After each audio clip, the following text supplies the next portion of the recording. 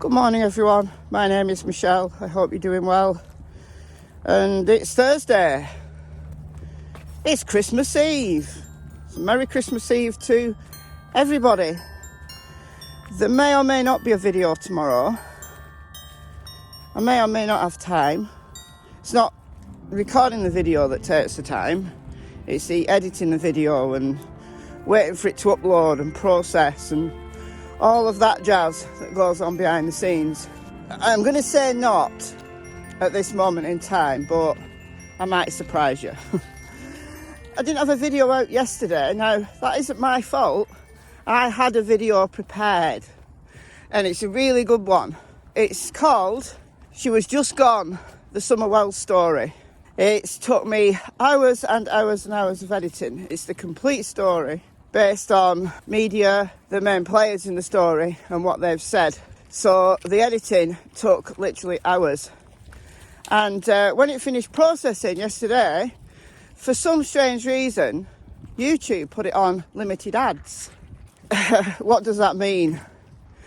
Well, not only does it mean that I don't make any money from the ads, and it's not so much the money that is the annoying thing.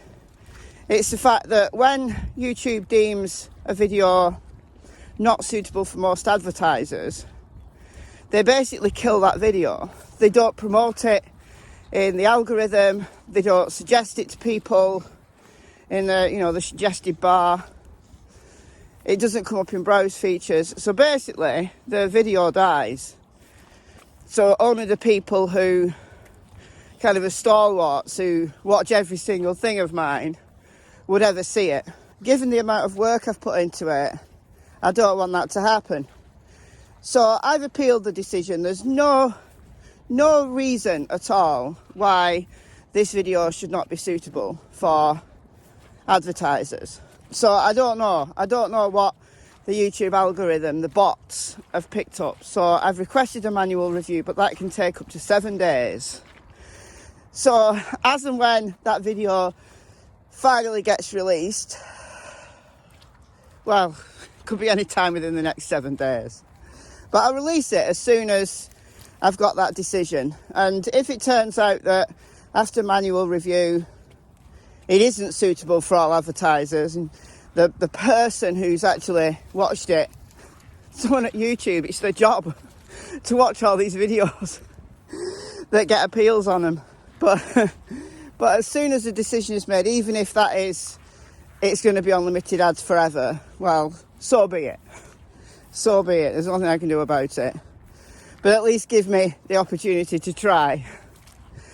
So that's why there was no video yesterday. And in today's video, I want to talk about a rumour. Now, I don't like rumours. I don't like the he said, she said kind of rumour. And the Summer Wells case has just had so many theories that are not based on any fact whatsoever, based on rumours of what someone might have said. So I don't normally bring you the rumours every time I hear a rumour. It's not like I jump online to record. I usually just go, oh yeah, there's another rumour. And this might be exactly the same. Right, this might be exactly the same. But this one, I just wanted to bring it to your attention and ask a question, really. I saw the rumour on Twitter from Jonathan Lee Riches. He was one of the people who went to protest. They didn't protest, but got Molly Golightly, Bullhorn Betty, Jonathan and Chronicles of Olivia and Olivia's mother. They all went to Rogersville to investigate. And since he got back, Jonathan's been doing lots of, searches of criminal history and things like that. If you've been following the case and you've been following my videos, I've covered pretty much everything that Jonathan's unearthing. But there are some interesting things that he's put out, all the mug shots. And they found one arrest from Florida, Hillsborough, Florida, of him punching a woman in the face. So little snippets like that I find interesting. But he put on Twitter, rumour has it that Don and Candus are about to run. Now, this is where you come in, because I'm asking you, Have you heard this rumour? And where did this rumour start? Has it been leaked from those close to the family? Or is it absolutely just a rumour that somebody's putting out to distract, or I don't know, to get people to talk? I don't know. But I haven't heard anyone talk about this rumour, so I want to know where Jonathan's got it from. Or has he just completely made it up?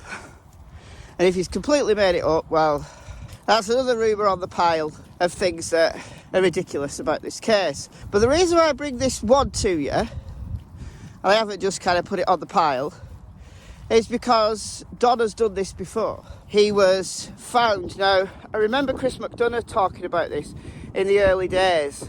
I can't find the point where he said it. It's one of the videos he made about Don. I know he said it. And that was Don evaded arrest and he ran from where he was living at the time to Tennessee, 2110 Ben Hill Road. And he was caught hiding. Do you remember Chris, when Chris went onto the property, the inside someone else's house video, and he thought that Don was hiding in the shed? And he said he's done this before, he's been found hiding, evading arrest, and he was caught. So it was a long time ago, it was before his mother died. Is there some truth in this rumour? Because I could believe it. I could believe this one, if it's come from a source close to the family and not just been made up. Why would they run?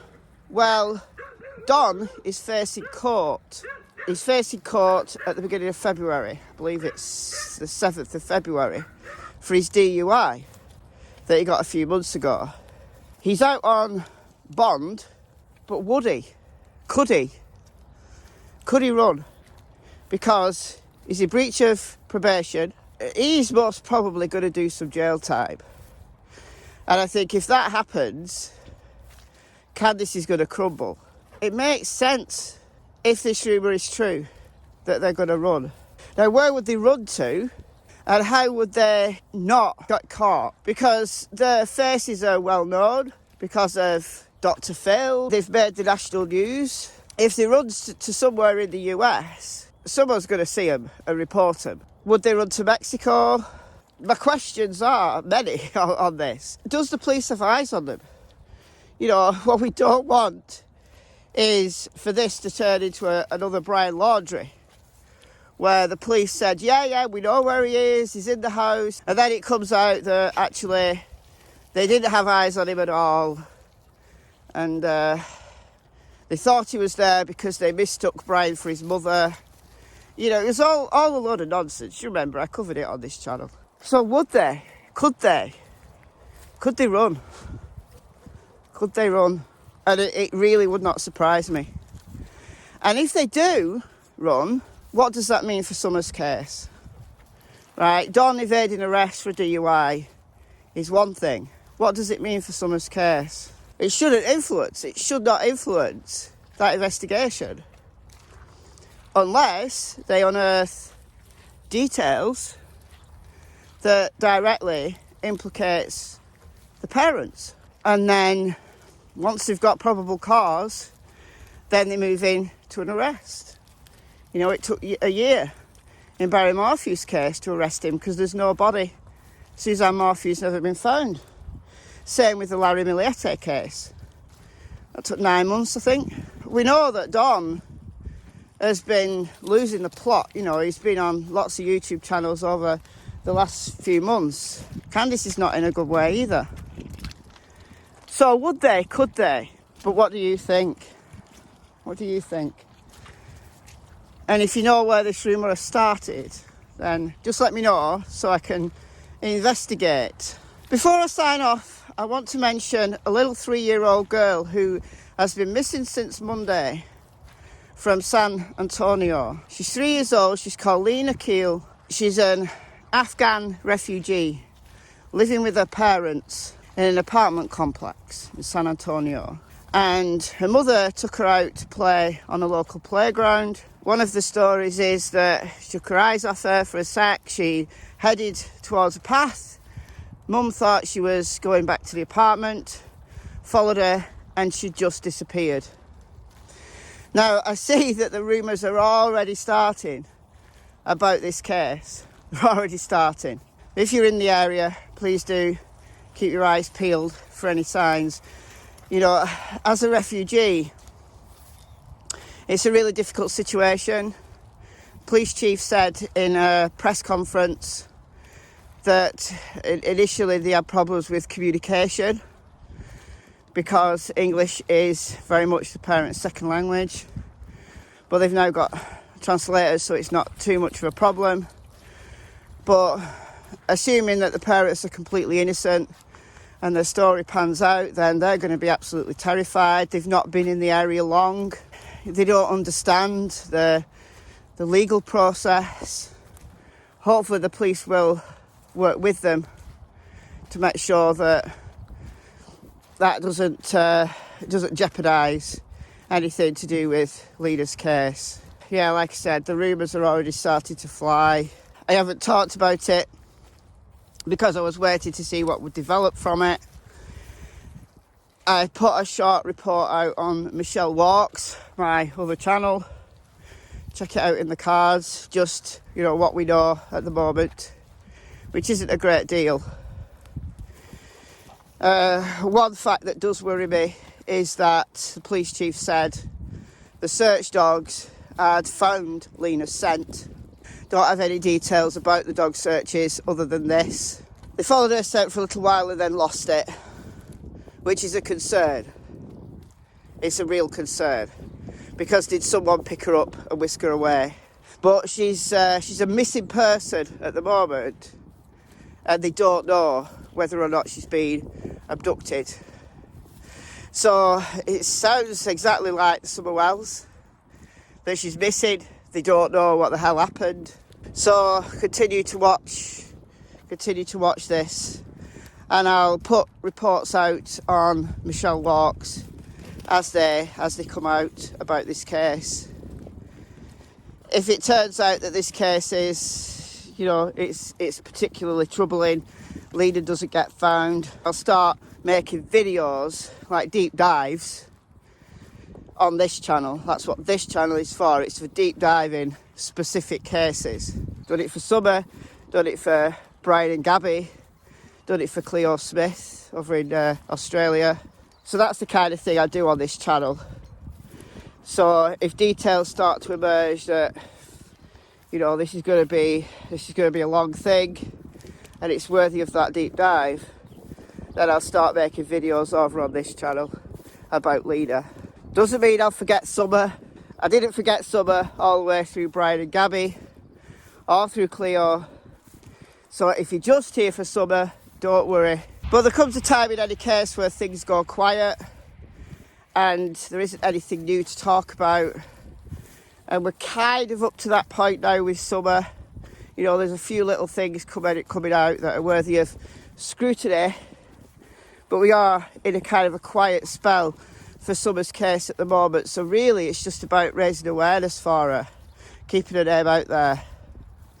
But perhaps it's time to start looking at deep diving another case.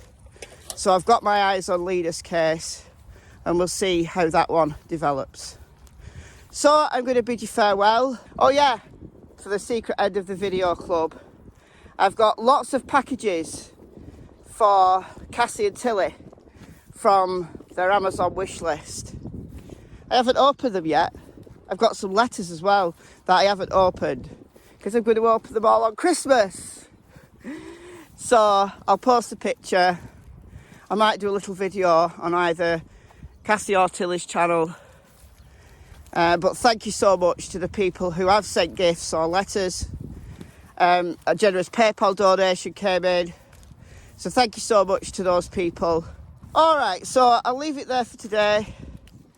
If I don't see you tomorrow, then I hope everybody has a peaceful time. If you celebrate Christmas, then Merry Christmas to you all. If you don't, then enjoy a little holiday. Enjoy some peace, have fun. I'll be doing just that. I will spare a thought for all of the missing out there and their families.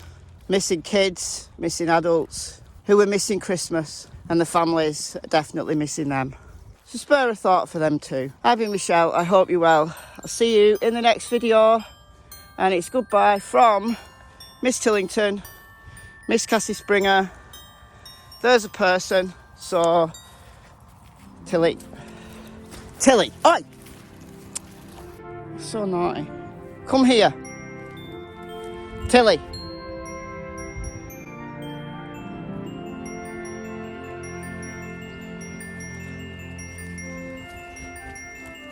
Thank you.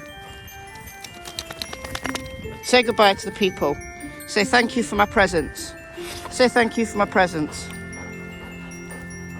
Okay, whatever. Bye, guys.